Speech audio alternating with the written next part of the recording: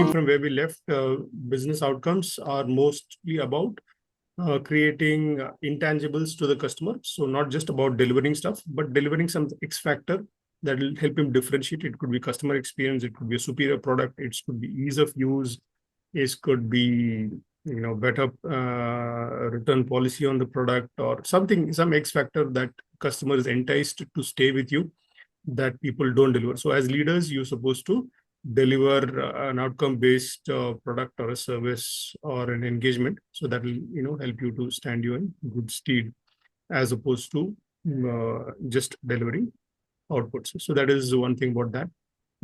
Then I think global asset management. Okay, outcome, global asset management, investment things, investment stuff.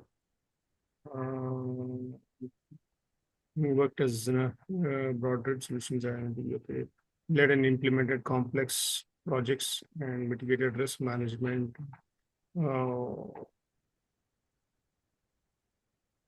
Okay, when you say digital transformation initiatives, they might also ask you, what is digital transformation initiatives? So what do you think you should be saying on terms of that? So what I see digital transformation is, we had this client called Broadridge Solutions, Financial Solutions. So they were using a cash management software which was desktop based. So we helped them to migrate that software to cloud using the latest tools and applications. For example, they used React as their UI. Then they used AWS for their backend processing, while also they didn't completely discard their desktop application. All their multi-processing, end-of-day processing, they continued with their desktop application, which was critical. They could not move it out till a digital solution was found. But yes, moving all the UI and the key processes to cloud, that was the key deliverable, or that was a digital transformation we did for the client. Okay, this is, I think most people answer it like this, because they think it's just upgrade of a technology or an upgrade of a platform, or is said to AWS or to the cloud, that makes it digital. But the word digital has a much bigger connotation than just using the latest and the greatest technology. So it's about a lot of things, like it's about could be automation, it's about superior customer experience, it's about going paperless, it could be nameless, formless, paperless. It's about digitizing your solution. It's going from manual to automation. It's about understanding the customer's context and serving him the business. For instance, I'll give you an example of what it means to be truly digital. So I'd gone to one of the tech conferences, and there was this thing about there is a company which is actually delivering auto insurance solutions. So there is a guy who's going on a Ferrari, and he's driving on a highway, and he's got a digitally transformed auto insurance solution. And there is another guy who's driving on the same highway, a normal car, and then he's got a normal auto insurance solution from the old world company, which is not a digital company, like let's say a non-digital company. So he's got these two guys are driving, and the Ferrari guy goes, and then he has speeding on the highway, and the normal car comes and hits the other guy from the back. They have an accident, so the Ferrari guy gets down, this guy gets down, and they, okay, was it your problem, my problem, that normal stuff. And then once that actually happens, then typically they found out, okay, they've now had a crash, and this guy is hit him from the side. There's some damages on the car. And what really happens is to the Ferrari guy, it's a pop-up on his device saying that, okay, your car is met with an accident. We are sending a drone to capture the accident footage of what has happened. And immediately within 5-10 minutes, the drone comes to that place, takes the aerial footage, and from all sides, he says, okay, your car side mirror is broken, the car tail fender is cracked, the door is dented. So is there anything else that you want to claim apart from these damages? So if so, please click a picture of that and upload it to our website for claim. And then another few minutes later, he gets a pop-up saying that we have actually arranged a tow-away truck to tow away your car to the nearest service station, and then you can actually get your car serviced, and we have booked the Uber to help you go to your house. So within 20 minutes, this guy is out of the whole place as if nothing really happened in his life, whereas his insurance claim is already under process and everything. Whereas the other guy who's using an auto insurance solution from a company which is non-digitally transformed, he is actually on the call line saying press 1 for English, 2 for Spanish, and then he's still not able to explain his problem to a call center guy who would then send an executive on the place and get his insurance process and all that. So that is the difference between actually a digitally transformed solution as opposed to a non-digital. So the digitally transformed solution keeps the customer's context in picture while they're designing solutions. So you as a leader, when you actually go to leadership roles, you'll be expected to transform your products and services in a manner in which it appeals to your customer, keeping the customer context in picture. You need to understand the context in which they are actually operating, and then you need to serve them that kind of a thing. So that is going to help you largely as opposed to not understanding the customer's context. So these days, if there are two solutions, you'd always prefer a company which knows about your context, and then they provide you solutions as opposed to just solving it like that. So you want somebody who knows your pain points and who can really help you the way you want them to. So that is truly digital transformation. Of course, it is all of what you said. Some point, it's about using the latest of the technology, but it's not only there. It doesn't end there.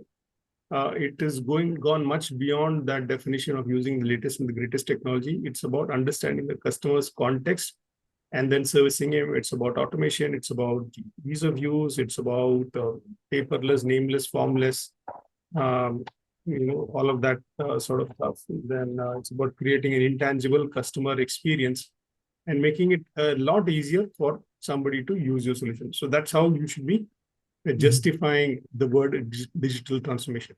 So if you are using it in your Broadridge financial, look for some examples or some stories wherein you can actually elaborate or substantiate on this. So if you look at how the deals were being reconciled at the back end, so you just look for some nice small story there, which would drive a customer's context kind of a thing, which would make life easier for the customer, and so that you can actually